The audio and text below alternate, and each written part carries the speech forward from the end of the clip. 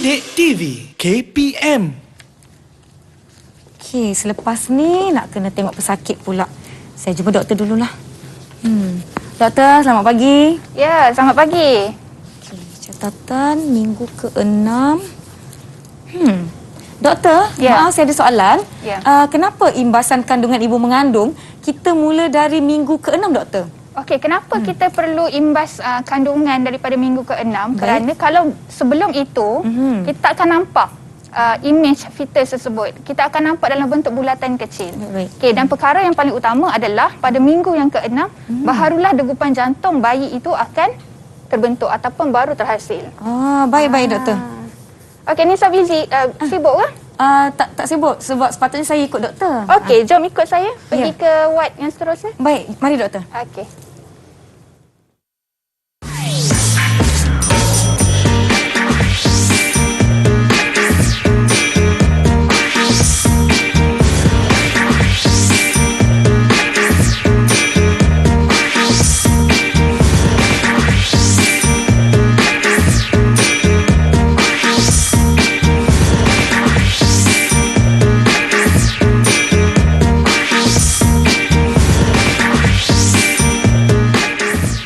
Assalamualaikum. Hai semua yang menonton Didik TV KPM. Anda bersama saya Nisa K selama 1 jam ini, di mana kita sekarang di dalam slot menengah atas untuk mata pelajaran biologi. Saya sangat-sangat teruja, tetapi sebelum itu Nisa nak ingatkan kepada semua penonton agar kekal jaga SOP, jaga keselamatan anda dan jangan leka walaupun banyak sektor yang sudah dibuka dan kita sudah boleh melakukan pelbagai aktiviti. Jangan lupa pelitup muka pakai dengan kemas, pakaian bersih, jangan melebihi penggunaan 8 jam. Jaga penjarakan fizikal sekurang-kurangnya 1 meter atau lebih. Kerap cuci tangan menggunakan air dan sabun atau gunakan gel pembasmi kuman apabila perlu. Baiklah, hari ini sangat-sangat menarik kerana di hadapan kita ni saya rasa murid-murid di rumah pasti sudah dapat meneka apakah topik kita. Sebelum itu, jom kita nak persilakan cikgu kita pada hari ini. Kita ada Cikgu Nadira Ismail yang merupakan Ketua Panitia Biologi dari SMK Toh Muda Abdul Aziz Sungai Siput Perak. Apa khabar Cikgu? Assalamualaikum. Waalaikumsalam. Sihat, alhamdulillah. Cikgu, saya sangat teruja. Hari ini banyak perkara yang akan kita sama-sama belajar, sama-sama kita kupas dan terokai serta kita bincangkan. Saya harap murid-murid di rumah semua bersedia. Cikgu Nadira, sebelum kita mulakan aktiviti kita, saya nak jemput cikgu untuk sama-sama kita sanitasi tangan kita. Silakan cikgu. Ya. Inilah orang kata bukan norma baru dah, cikgu, memang perkara normal dah. Kita lakukan setiap kali kita nak mulakan apa-apa aktiviti, mulakan hari kita ataupun boleh bawa yang bersaiz poket ke mana saja anda pergi. Cikgu Nadira, hari ini saya nak tanya, saya nampak ada buku ni, buku merah jambu. Igawan para-para ibu ya. Termasuklah orang kata adik saya yang baru saja melahirkan. Jadi saya nak tanya cikgu, apa agaknya yang kita nak belajar hari ini? Kenapa saya lihat ada gambar-gambar imbasan, kandungan dan sebagainya. Silakan cikgu. Okey, jadi hari ini apa yang kita nak belajar adalah daripada topik 15. Ya, topik 15 iaitu perkembangan fetus manusia. Baik. Okey, tapi sebelum tu saya nak overview, saya nak imbas kembali. Baik. Okey, beberapa subtopik yang ada di dalam bab 15 ini iaitu sistem pembiakan manusia, kita head, dan kita akan lihat pada hari ini adalah perkembangan fetus manusia. Baik. Fetus manusia iaitu proses persenyawaan dan pembentukan zigot. Okey, peranan struktur plasenta dan tali pusat dalam perkembangan fetus, keperluan sistem peredaran darah fetus dan sistem peredaran darah ibu itu dalam keadaan yang berasingan. Okey. Itu yang kita akan belajar hari ini, ya Nisa? Baiklah, saya harap murid-murid di rumah semua bersedia, mungkin dengan buku teks masing-masing, buku nota, pen, pensel, apa sahaja yang anda perlukan kerana hari ini sama-sama kita akan belajar tajuk kita perkembangan fetus manusia. Sesuatu yang mungkin kita boleh imbas kembali bagi sesetengah murid. Sebelum itu, jom kita nak berhenti rehat seketika yang di rumah. Jangan ke mana-mana, Nisa jumpa anda selepas ini di Didik TV KPM.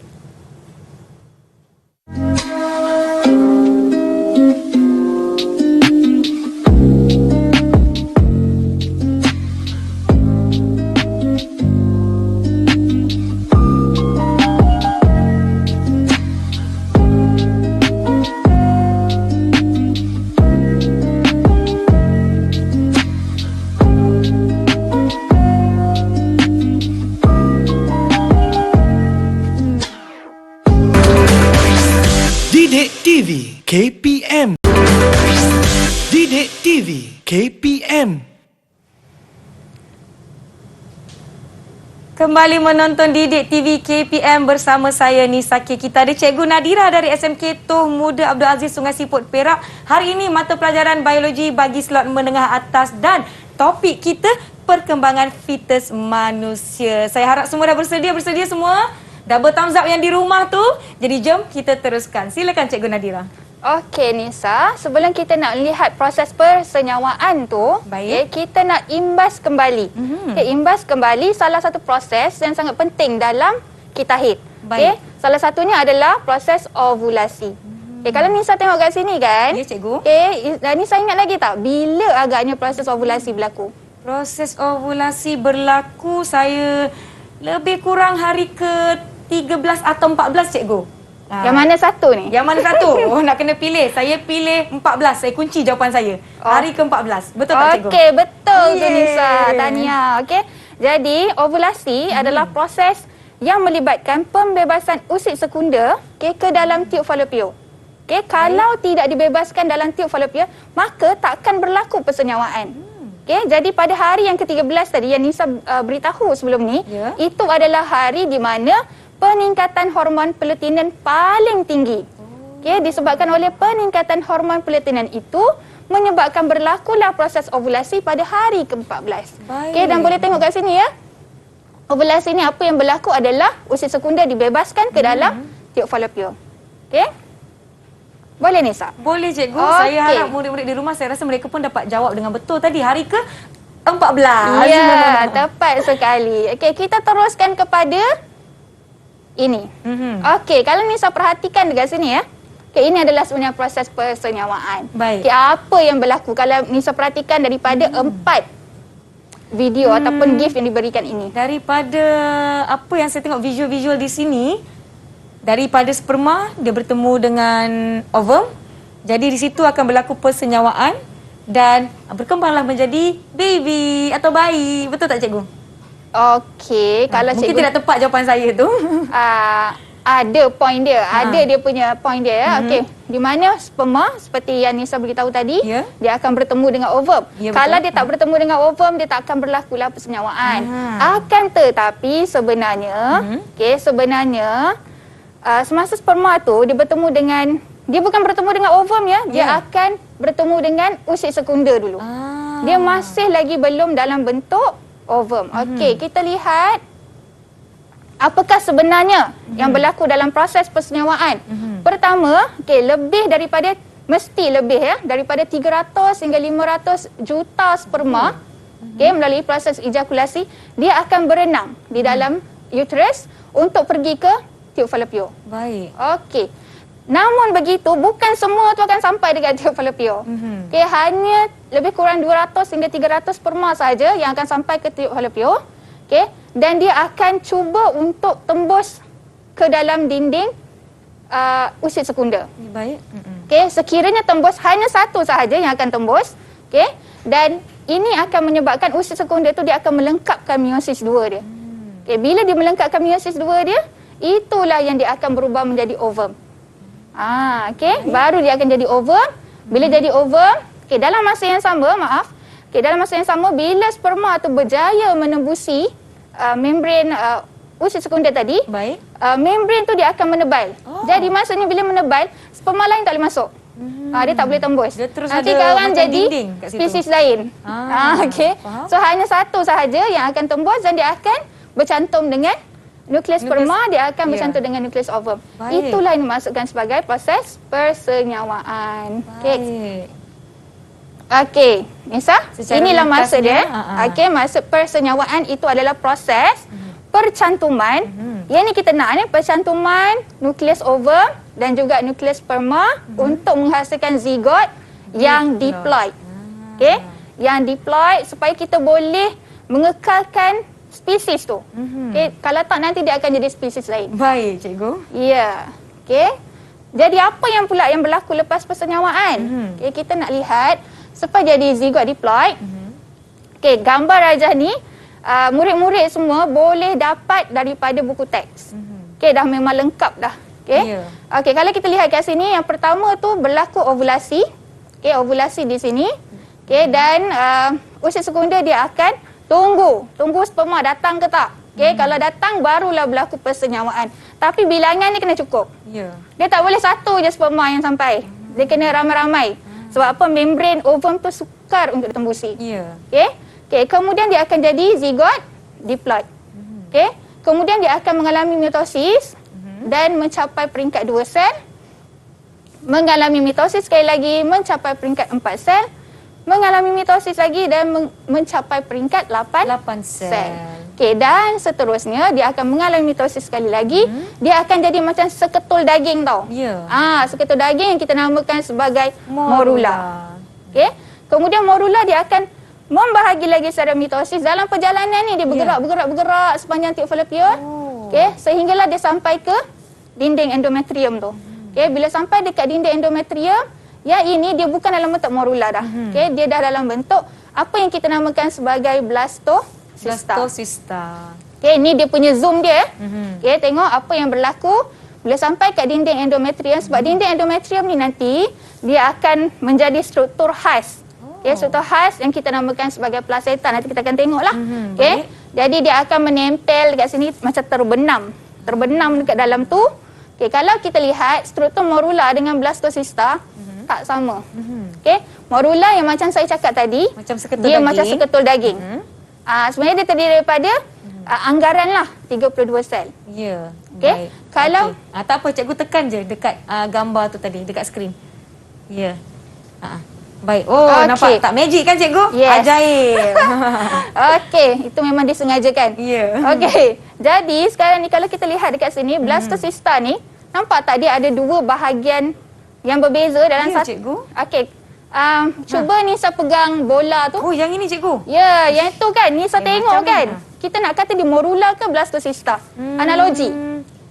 Saya rasa yang ini macam morula sebab dia macam seketul. Ya, pandai. Okey. Macam seketul daging ya cikgu. Ya, okey. Jadi kalau tengok kat situ, kita senang nak ingat itu sebagai morula. Baik. Okey, morula ni kalau yang selalu saya beritahu kepada anak-anak murid saya, dia macam berbola daging. Ya. Sebab dia seketul daging kan. Tapi kalau bila jadi blastocista, dia tak boleh menempel dekat dinding endometrium dalam bentuk macam ni. Okey, dia akan berubah. Okey. Jadi kat dekat sini bahagian yang ni, okey, dia akan jadi apa namakan sebagai embrio nanti. Inilah yang akan jadi fetus nanti. Okey, ini akan jadi fetus nanti ya. Yang Maaf. akan membesar menjadi fetus. Okey, yang Dan akan jadi menjadilah fetus. diri kita. Ya, ini Tapi adalah- jauh lagi perjalanan tu. Yes. Okey, ini bahagian cecair. Baik. Okey, cecair amnion ya. Baik cikgu. Okey, kalau kita nak tengok dengan lebih jelas, struktur dia, perkembangan ni sangat penting. Ini sangat penting ya. Okey, daripada awal tu itu adalah proses persenyawaan. Persenyawaan. Okey. Kemudian dia akan menjadi zigot diploid. Dalam masa 24 jam, dia akan jadi 24 sel. Dia akan menjadi 4 sel. peringkat 2 sel. Peringkat dosa. Sehari kan? Sehari Okey. saja ya. Next, dia akan jadi 4 sel dalam masa 36 jam daripada persenyawaan tadi. Okey, kemudian dia akan jadi 8 sel, morula, dan dia akan menjadi blastocista. Lebih kurang pada hari keempat. Ya. Baik. Boleh ingat Nisa? InsyaAllah saya cuba.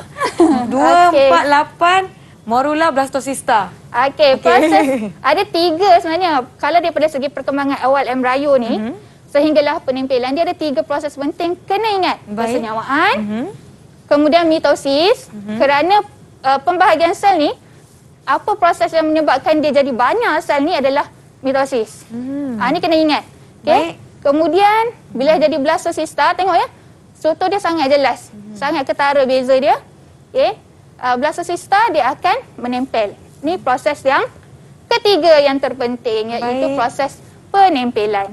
Murid-murid di rumah, saya harap anda semua juga mengambil nota. Cikgu tadi berapa kali dah disebut penting bahagian mitosis tu. Jadi jom kita catat nota, kita beri perhatian pada bahagian yang penting. Mungkin bagi murid-murid darjah 5, maaf, tingkatan 5 calon-calon SPM 2021 ada keluar ke nanti, kita tak tahu kan. Jadi jom kita teruskan. Silakan Cikgu Nadira. Jadi ini proses yang terakhir adalah ya, iaitu proses penempelan. Penempelan. Okey, dan kena ingat, ya apa dia bentuk perkembangan fetus yang menempel dekat dinding endometrium ni, Ya. iaitu blastocysta.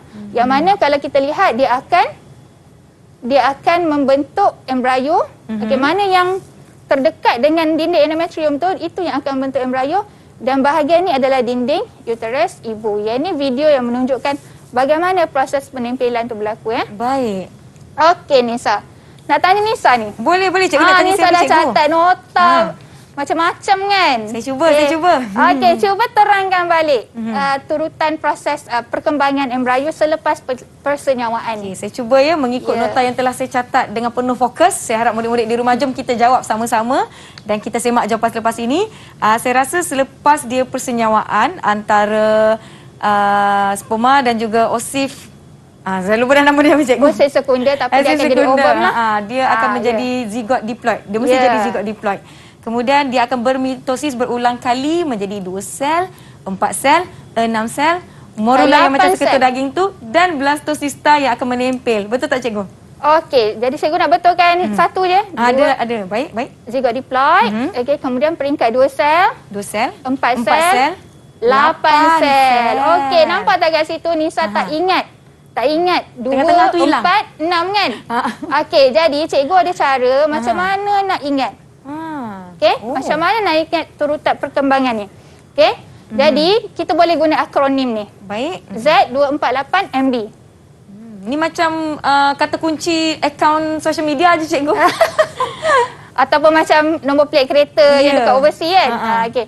So Z tu untuk zigot. Okey, kemudian yang selalu kita tak ingat adalah 248 tu. Ya. Right. Kan? Okey, jadi kita ingat peringkat 2 sel, 2, peringkat 4 sel, 4, peringkat 8 sel, 8, M morula, B blastocysta. Tadi saya sebut 246 ya, cikgu? Ya, tak dah apa. macam sifir. Boleh dimaafkan. Maklumlah kita dalam proses pembelajaran ni akan ada sedikit kesalahan atau mungkin ada bahagian kita kurang pasti. Dekat cikgu lah kita akan rujuk. Jadi jangan lupa untuk catatkan bagaimana kita nak ingat turutan perkembangan embrio selepas persenyawaan sehingga penempelan Z248MB. Agak-agak lepas ni takut ada orang beli nombor plat kereta. Baiklah, kita akan berhenti seketika. Murid-murid di rumah jangan ke mana-mana. Saya jumpa anda selepas ini di Didik TV KPM.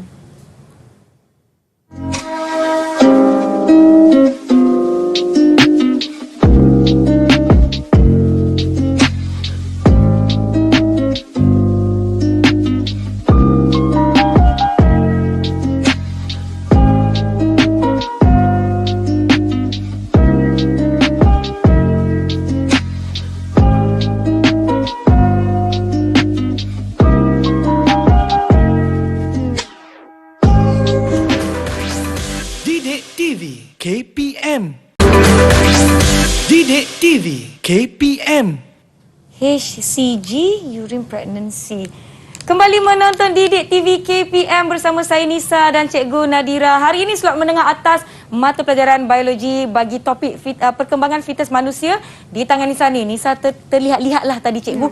Kenapa ini namanya kit ujian kehamilan kan, Cikgu? Ya. Kenapa menggunakan urin, air kencing? Kan? Kenapa guna urin kan? Kenapa, Cikgu? Okey, cuba Nisa baca dekat bahagian tu, ada tak apa-apa perkataan yang ketara sikit?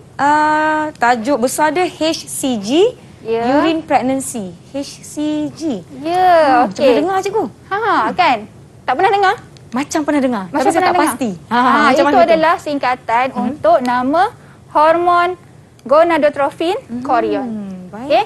Jadi hormon gonadotropin chorion ni akan dapat dikesan dalam air kencing sekiranya ibu tu mengandung. Baik. Seawal 2 minggu lagi kita boleh kesan kehadiran hormon HCG ni. Okey, kita cuba tengok graf ni. Okey. Graf apa ni, Cikgu? Ni graf apa ni kan? Okey, ini menunjukkan aras hormon untuk hormon HCG, estrogen dan juga progesteron. Ataupun kita kata hormon gonadotropin chorion. Kalau kita lihat dekat sini, aras hormon HCG ni, cikgu guna HCG awak boleh faham kan? Baik. Okay.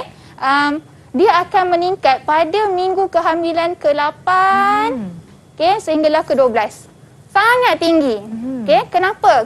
Okey. So hormon ini dihasilkan untuk merangsang perkembangan korpus setia supaya dia terus menghasilkan hormon estrogen dengan progesteron.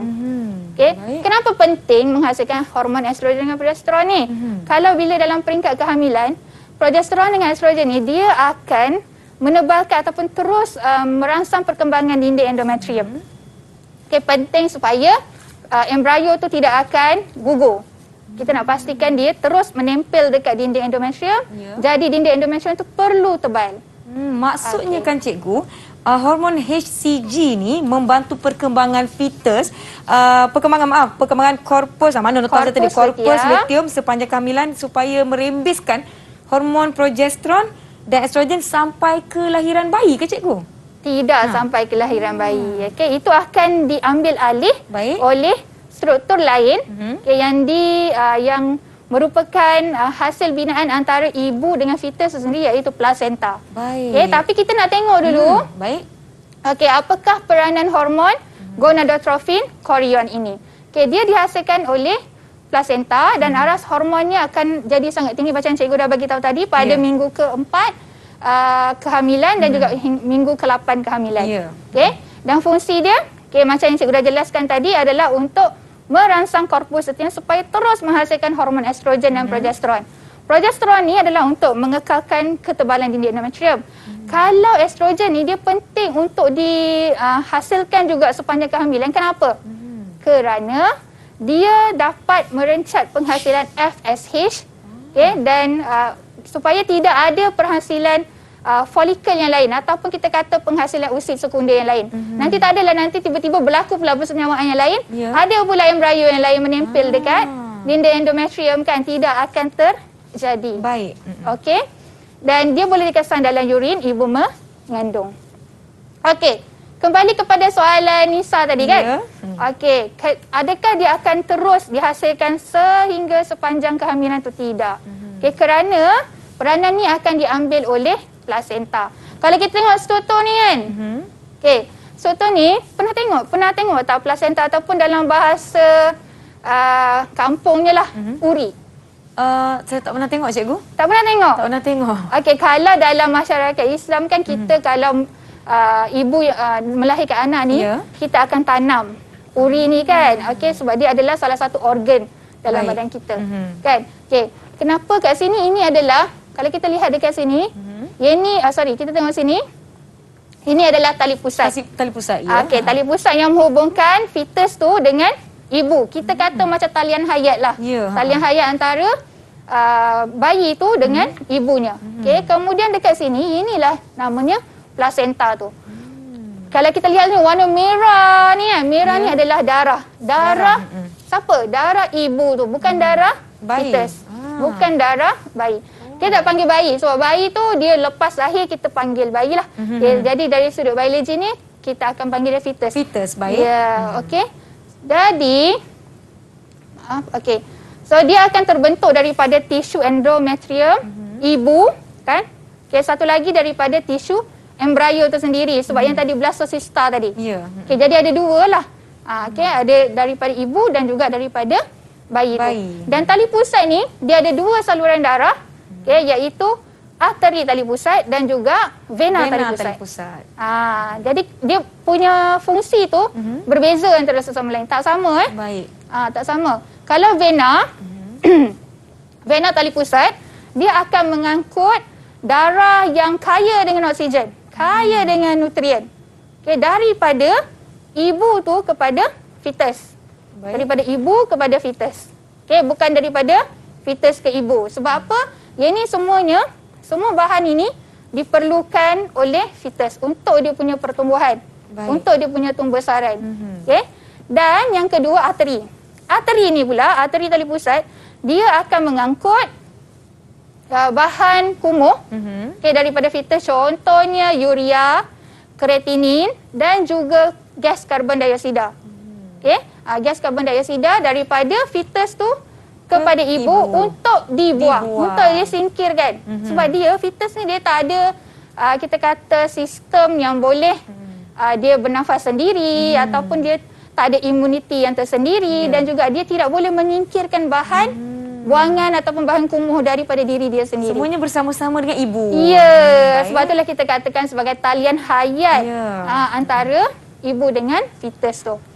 Okey. Jadi ini pun gambar aja yang cikgu ambil daripada buku teks. Okey, daripada buku teks kita boleh lihat kalau tengok embryo ni, ini gambar yang sebenar lah. Cuma dia dah awetkan ya. Okey. Tali pusat yang terdiri daripada vena tali pusat dan juga arteri tali pusat. Baik. Okey. So kalau kita lihat dekat sini, vena tali pusat dengan arteri tali pusat tadi, fungsi dia berbeza kan? Ya, betul, antara cikgu. satu sama lain. Dan kalau Nisa perasan, fungsi dia ataupun apa bahan diangkut tu tak sama dengan kita punya arteri dengan vena yang tersendiri. Ya. Okey, kalau ikutkan arteri kita angkut bahan nutrien dan juga oksigen. Tapi kalau untuk fetus ni, Arteri dia angkut bahan buangan, cikgu. Bahan ya, kumuh. terbalik. Oh, berbeza. Baik. Jadi jangan tersilap ya anak-anak murid semua. Sebab kalau untuk fetus, untuk vena tali pusat juga arteri tali pusat, dia adalah berlawanan dengan yang normal. Okey. Okey, kemudian ini yang menghubungkan fetus ni dengan ibu tu. Okey, kalau kita lihat dekat sini, ini adalah struktur plasenta. Dan tali pusat ni dia akan bercabang bentuk kapilari. Okey, kapilari ni kita panggil sebagai villus chorion. Okey, villus chorion. Kalau lihat dekat sini, nampak tak dia hujung buntu. Okey, dia tak ada kita kata dia tak bersambung dengan sistem peredaran darah ibu. Yang ini ibu punya. Okey, yang ini ibu punya. Dan kalau tengok kat sini, yang ni dia punya venule, dia punya arteri ni. Venule ibu, arteri ibu.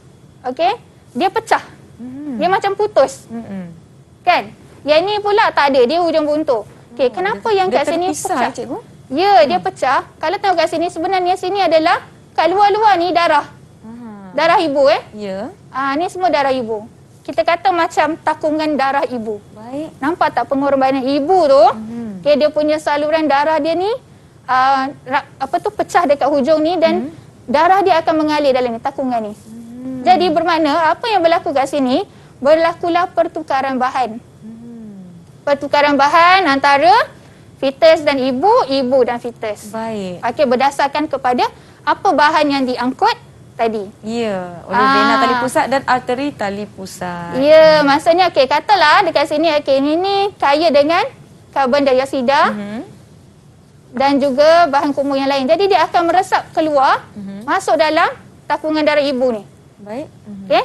Dan bahan nutrien yang diperlukan serta oksigen yang diperlukan daripada darah ibu ni dia akan masuk dalam kapilari darah ataupun villus chorion fetus. Dan dia diangkut melalui vena tali pusat. Okey, so kalau kita lihat arrow dia ni, ini dia akan masuk ke dalam lah. Ini akan dia daripada fetus ke ibu. Baik. Okey. Okey, macam mana murid-murid di rumah? Saya harap anda dapat mengikuti dengan baik setakat ini. Cikgu Nadira dah jelaskan apa yang berlaku, bagaimana pertukaran bahan dalam darah, dalam kapilari ataupun ni vena tali pusat dan arteri tali pusat antara fetus dan juga ibunya. Saya harap anda semua di rumah masih mengikuti dengan baik ya. Sama-samalah kita. Jadi jom cikgu kita teruskan. Okey, sekali lagi saya ringkaskan semula ni. Dia punya talian hayat, tali pusat tu. Pertukaran bahan tu berlaku di sini. Pertukaran bahan berlaku di plasenta. Plasenta ni dia ada dekat sini villus chorion. Okey. Dan dekat sini adalah darah ibu ni. Nampak tak yang merah biru ni semua darah ibu ya? Sebab itulah tadi kalau kita lihat semula dekat sini ni cikgu bagi tahu tadi ni semua darah ni. Okey. Kan dalam ni darah ni tapi dia tutup lah, dia disaluti lah kan. Okey, dalam ni semua darah dan juga saluran kapilari darah villus chorion tadi. Villus chorion tadi. Okey, cuma yang ni lah tali pusat ya. Okey. Okey, so yang ini kalau kita nak nampak dengan lebih jelas. Okey, lepas ni ada soalan. Jadi cikgu pun tunjuklah ni kan. Okay? Jadi kalau kita nak lihat dengan lebih jelas lah ya. Yang cikgu kata pecah tadi ni. Kapilari darah ibu ni dia pecah sebab apa? Dia keluarkan darah ni ke dalam takungan ni. Ya, baik. Okey. Daya ni adalah kapilari darah virus korion tadi. korion. Okey, ni tali pusat ya. Baik. Okey, boleh ingat Nisa? Cikgu, saya ingat dulu murid-murid di rumah. Jom kita ingat sama-sama. Kapilari darah, fetus atau virus korion. Kita ada kapilari darah ibu, kita ada vena tali pusat dan juga arteri tali pusat. Jom, saya rasa kita kena bersedia ni. Saya dah dapat rasa Cikgu Nadira macam nak tanya soalan. Ya, mesti. Jom murid-murid di rumah. Okey, jadi kita tengok soalan ni ya. Ya. Okey. Okey, ada struktur A, B dengan C. Baik. Okey, kalau struktur A ni apa, B ni apa, C ni apa. Kalau tengok ini fetus, dia punya macam mana kita nak nampak ataupun nak bezakan, tengok arrow ni. Tengok anak panah ni. Ya. Yang ni masuk ke dalam daripada fetus, yang ni daripada ibu ke fetus. Kepada fetus. Okey Nisa, boleh? Jom saya cuba. Saya sahut cabaran ini untuk menjawab soalan dari Cikgu Nadira. Okey, A ni apa dulu? Saya tahu yang itu placenta. Ya, tepat sekali. Ini nampaknya berkesan ni pembelajaran hari ni. Baik, Okey. baik. So, jadi kita tengok B dengan C ni, dia antara dua je. B dengan C, bezanya pada anak panah. Jadi murid-murid di rumah kalau dapat soalan ada rajah macam ni, kita kena tengok betul-betul apa pada rajah. B adalah arteri tali pusat kerana dari fetus ke ibu, di mana arteri tali pusat tadi dia mengangkut bahan kumuh, bahan buangan seperti karbon dioksida dan urea. Kalau yang C tu sebab dia dari ibu masuk ke fetus mengangkut darah mengandungi oksigen dan nutrien, iaitu vena tali pusat. Ya, betul. Betul. Okey, tepat sekali. Tahniah juga murid-murid di rumah kerana menjawab bersama-sama dengan Nisa. Tepat ya, 3 markah ya Nisa dapat. Alhamdulillah. Alhamdulillah, terima kasih cikgu. Okey, so jadi ini adalah untuk merumuskan tadi. Baik. Okey, untuk merumuskan apa dia peranan plasenta pula. Okey, dia ada dua peranan utama. Pertama, sebagai apa tadi kita tengok panjang-panjang lama-lama tadi kan? Okey, sebagai tapak pertukaran bahan. Sama ada bahan yang diperlukan ataupun bahan yang perlu disingkirkan. Okey, contohnya kalau yang diperlukan nutrien tadi, cikgu tak huraikan panjang-panjang. Tapi anak-anak murid semua kena tahulah apa dia nutrien yang diperlukan. Iaitu glukosa, kan? Okey, asid amino, lipid dan juga antibody. Okey, walaupun itu bukan nutrien tapi itu sangat diperlukan oleh fetus. Fetus kerana fetus ni dia tak ada sistem keimunan tersendiri. Dia belum bina lagi. Sedangkan dia bila dilahirkan nanti pun dia masih lagi, dia punya sistem keimunan masih lagi lemah. Apatah lagi dalam rahim ibu kan, dalam uterus ibu. Selain daripada antibody, dia perlukan juga oksigen. Okey. Dan bahan yang perlu disingkirkan iaitu karbon dioksida. Okey, bahan-bahan bernitrogen, kalau yang dikatakan sebagai bernitrogen ni biasanya urin lah. Okey, urea dan juga kreatinin. Okey, itu daripada fetus ke ibu. Okey, yang kedua adalah sebagai organ endokrin. Okey, organ endokrin ni apa maksud dia endokrin? Endokrin, kejap. Oh, saya tengah ingat lama nak cikgu tanya soalan nak kena imbas balik ni. Murid-murid di rumah bagaimana, ada tak jawapannya? Saya rasa macam tak begitu pastilah cikgu. Okey, kalau kita endokrin penapisan yang kat bawah pinggang tu ke? Salah cikgu Tak apa, kita cuba. Yang penting kita cuba ya. Okey, endokrin ni hormon. Kalau ingat endokrin je hormon. Okey, sebab dia adalah, kita kata bila kata organ endokrin, maksudnya dia kelenjar. Kalau kelenjar biasanya dia akan menghasilkan hormon. Okey, jadi bila masuk bulan keempat, korpus setium dia tidak akan merembeskan estrogen dan juga progesteron lagi. Baik.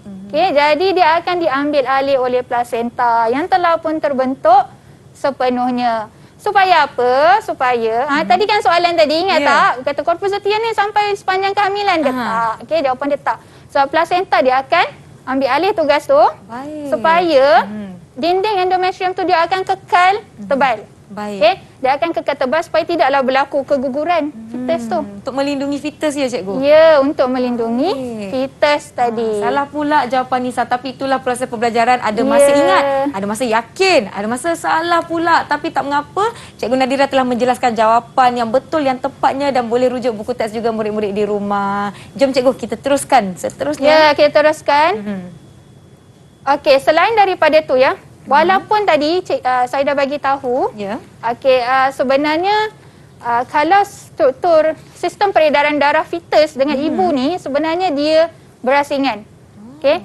Walaupun dia berasingan tapi dia dipisahkan dengan satu lapisan membran yang nipis sahaja. Okey, satu lapis kapilari darah yang nipis sahaja. Untuk itu, dia dapat melindungi fetus ni daripada bahan kimia yang berbahaya. Tapi adalah yang dia tak boleh lindungi jugalah. Ada yang tertentu sahaja yang dia boleh lindungi. Kedua, kalau ibu ni kan dia hamil ya, biasanya walaupun dia tak ada tekanan darah tinggi, tiba-tiba dia ada tekanan darah tinggi. Bila dia hamil dia tiba-tiba dia ada. Kadang-kadang dia ada tiba-tiba dia kencing manis, kadang-kadang ada darah tinggi. Jadi kalau sistem peredaran darah ibu dengan fetus ni berasingan, ini dapat mengelakkan daripada tekanan darah yang tinggi tadi tu. Okey, dia tidak memecahkan salur darah fetus.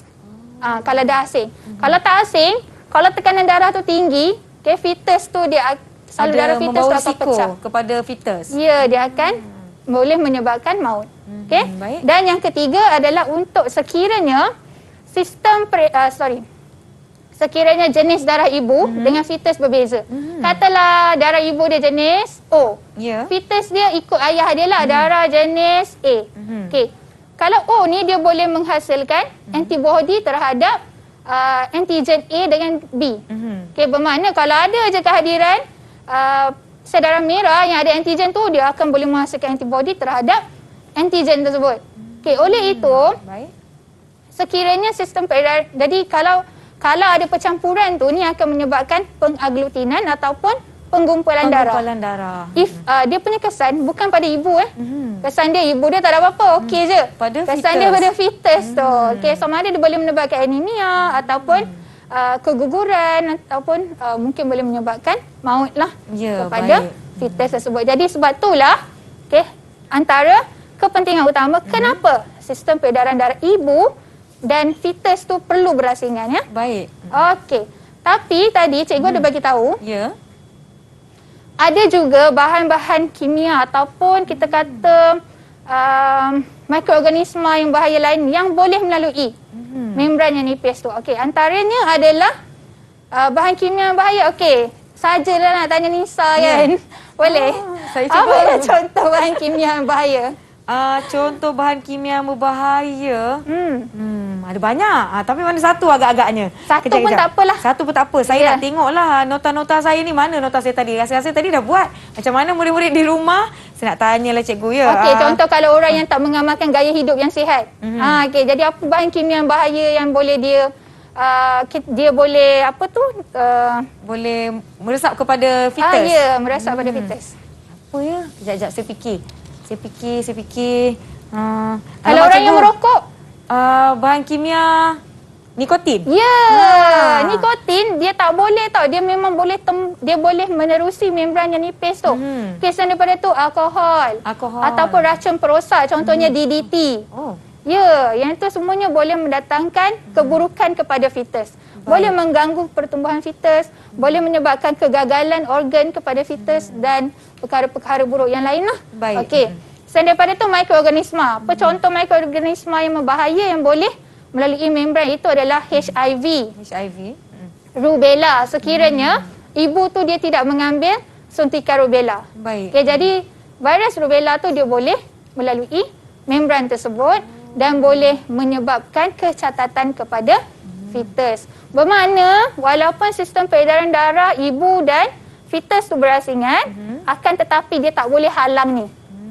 Okey, maksudnya ibu tu kalau dia tahu dia dah mengandung, kan dia dah hamil, dia kena menjaga dia punya pemakanan dia, gaya hidup dia. Tak bolehlah minum alkohol kan. Tidak boleh merokok dan elakkan daripada situasi ataupun faktor-faktor yang boleh mendatangkan keburukan kepada fetus yang dikandungi itu. Bukan saja pada dirinya tetapi sebab dia dah berkongsi nyawa pada waktu tu dengan fetus, dia ada perhubungan situ. Jadi untuk mengelakkan risiko kepada fetus, elakkanlah semasa mengandung. Jadi itulah kepentingannya kenapa kita ada salur darah yang berbeza tapi masih ada risiko situ. Sebab tu kita kena berjaga-jaga. Baiklah, ini antara informasi-informasi yang perlu kita ambil tahu. Macam tadi tiba-tiba lupa pula Nisa apakah bahan kimia berbahaya. Tadi dah ingat dah. Sebelum masuk kelas ingat dah ni, bersemangat. masuk kelas terus. Cikgu, saya lupa. Sering berlaku kepada murid-murid. Jadi lakukan banyak ulang kaji supaya kita mengingat. Cikgu tanya terus boleh jawab. Kita nak bergerak seketika. Yang di rumah jangan ke mana-mana. Jom kita jumpa selepas ini di Didik TV KPM. Didik TV KPM. Didik TV KPM. Terima kasih kerana masih menonton Didik TV KPM bagi slot menengah atas mata pelajaran biologi dan topik kita perkembangan fetus manusia. Daripada awal sehingga ke sekarang, saya harap murid-murid di rumah semua telah mencatat nota dan sama-sama buat latihan dan aktiviti yang telah kita jalankan sebentar tadi. Cikgu Nadira, kita nak buat apa selepas ni Cikgu Nadira? Kita berdebar pula saya. Okey, kita nak uji lah. Okey, uji Nisa. Baik. Okey, setakat mana Nisa dah faham daripada tadi? Okay, jadi kita akan mencuba beberapa soalan lah. Ya. Okey, jadi kita Nisa tengok soalan ni. Baik. Nyatakan kemungkinan yang berlaku sekiranya terdapat percampuran darah antara fetus dan juga darah ibu. Okey, baik. Jom murid-murid di rumah kita lakukan bersama-sama. Sekiranya terdapat percampuran darah fetus dan darah ibu, akan berlaku, ada kemungkinan untuk berlaku penggumpalan darah. Yang mana akan menyebabkan seperti anemia, keguguran ataupun mungkin risiko maut kepada fetus itu sendiri. Ya, tepat sekali. Jadi dia punya point dia adalah ataupun kita punya keyword dia adalah penggumpalan darah itu ataupun pengaglutinan darah. Sekiranya darah fetus dengan darah ibu tu adalah berbeza. Jadi itu boleh menyebabkan penggumpalan darah yang seterusnya menyebabkan anemia dan boleh juga menyebabkan keguguran. Okey, tepat sekali Nisa tanya. Terima kasih. Okey, soalan yang kedua. Kita boleh lihat dekat sini. Soalan ni banyak sikit. Okey, cuba Nisa boleh tengok dulu. Okey, daripada gambar rajah ni kita ada namakan struktur berlabel P dan Q. Okey, P di sana. P. Okey, sini dan Q di sini. Baik. Okey, saluran Q lah. Okey, kemudian terangkan komposisi darah yang mengalir melalui salur darah di Q, apa dia punya kandungan dalam Q tu. Okey. Terangkan fungsi struktur P. Soalan saya nyatakan jenis keimunan. Yang ni kita tak jelaskan ataupun huraikan tadi. Kita nak test, kita nak uji Nisa. Dia ingat tak yang dulu-dulu punya topik? Okey, bahas balik bab lain ni. Dan yang kedua, terangan bagaimana struktur P membantu sistem pertahanan fetus. Jadi kita cuba dulu soalan yang pertama ni. Mari cikgu. Ya.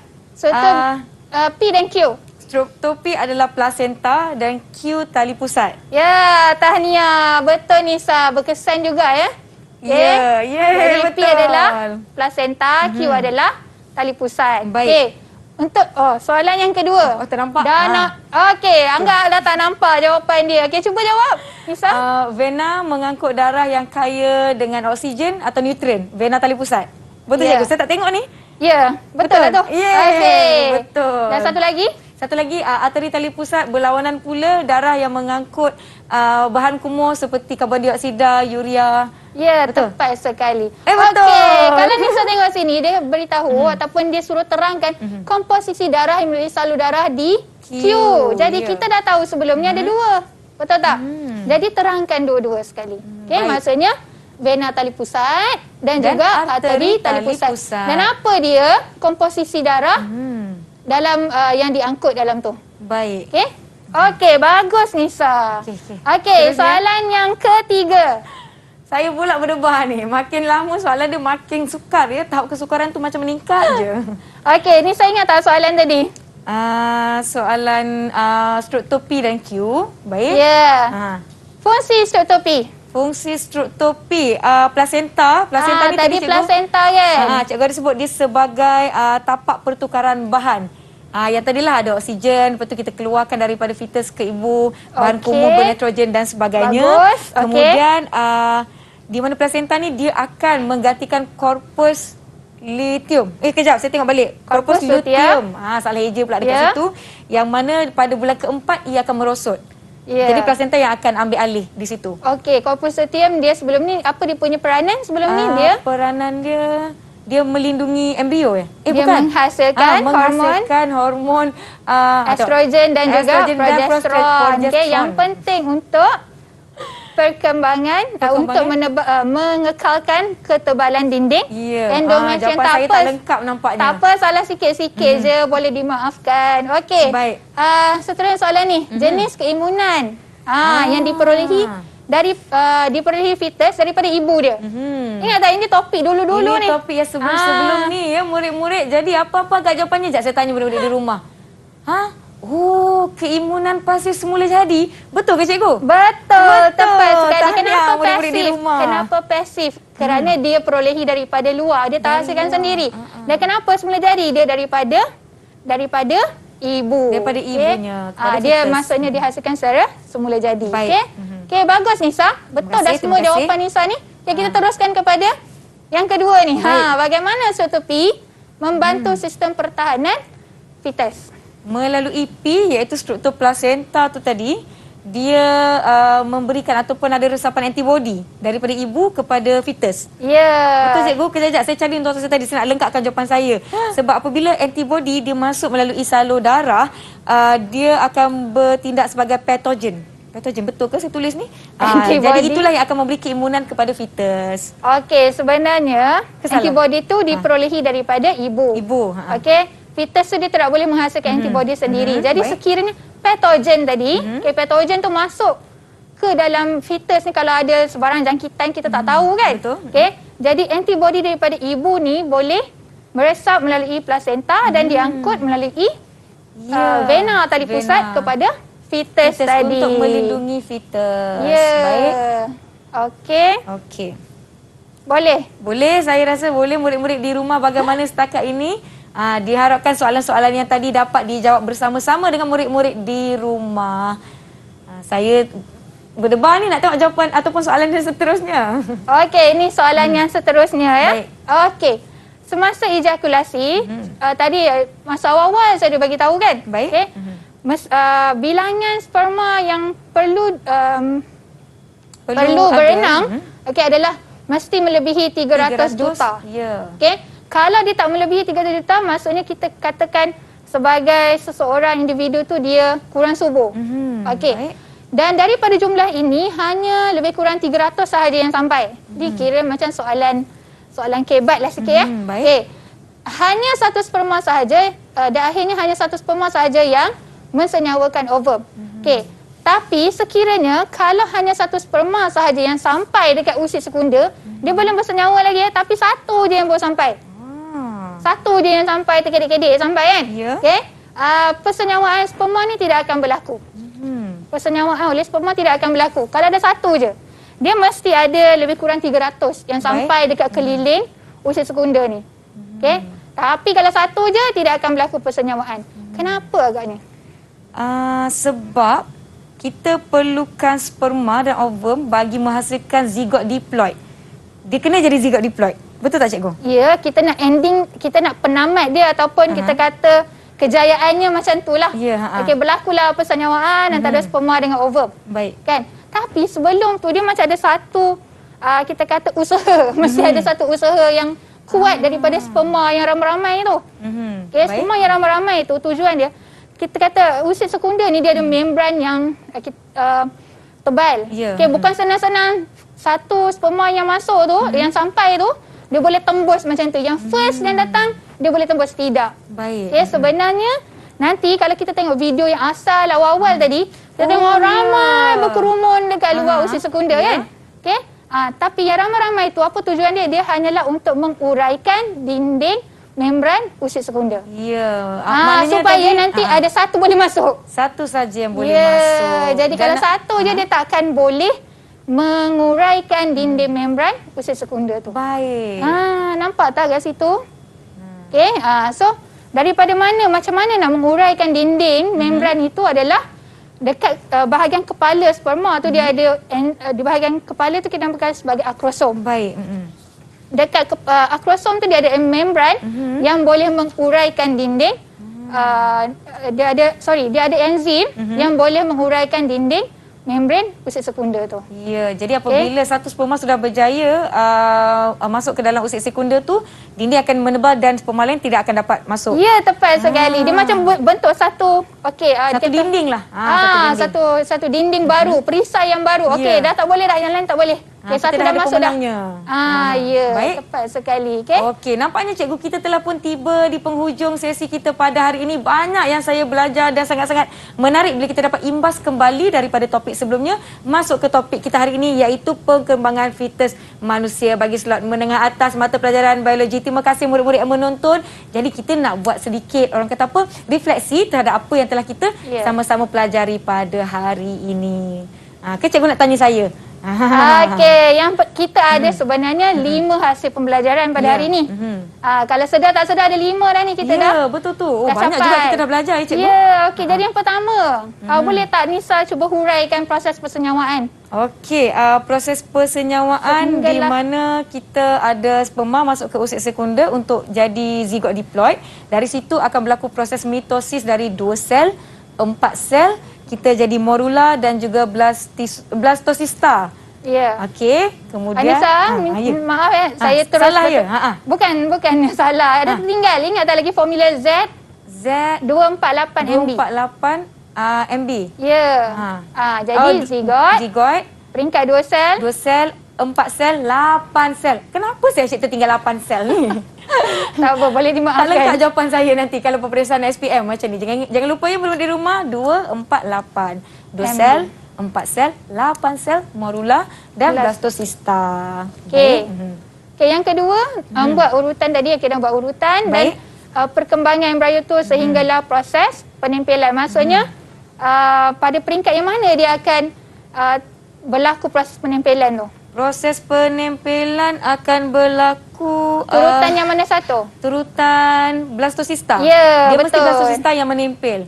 Okey, bermakna Nisa dah mencapai 2 lah objektif ataupun hasil pembelajaran. Okey, yang ketiga, menerangkan peranan hormon gonadotropin chorioni Atau HCG. Ya, okey, apa dia punya peranan? Untuk memastikan korpus luteum terus berfungsi menghasilkan estrogen dan progesteron. Ya. Betul cikgu? Betul. Kenapa? Okey, bagus.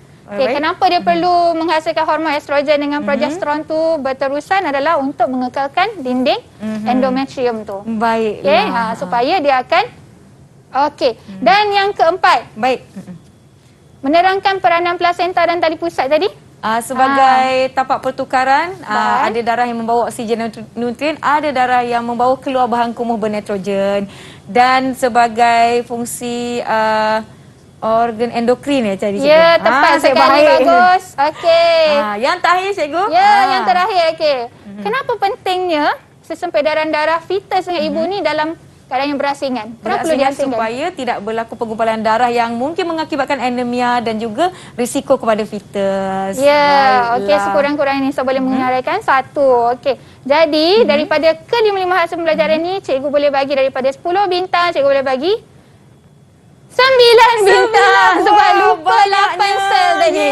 Terima kasih Cikgu Nadira. Diharapkan murid-murid di rumah pun dapat melakukan aktiviti dan latihan. Boleh dapatkan bahan-bahan pembelajaran dan juga latihan pengukuhan di portal Sumberku mengikut pautan yang telah kami nyatakan yang tertera di kaca TV anda. Jangan lupa untuk tengok bahan-bahan di situ dan lakukan ulang kaji berulang kali. Terima kasih banyak-banyak Cikgu Nadira. Saya ucapkan untuk mata pelajaran kita hari ini biologi slot menengah atas. Topik kita perkembangan fetus manusia. Sangat-sangat menarik dan saya harap murid-murid di rumah pun mendapatkan manfaat dan juga pengetahuan yang baik daripada sesi kita hari ini. Cikgu Nadira, saya ucapkan terima kasih banyak-banyak kerana bersama-sama dengan kami. Cikgu Nadira Ismail dari SMK Tuan Muda Abdul Aziz, Sungai Siput, Perak. Kita jumpa anda lagi. Assalamualaikum. Jumpa lagi.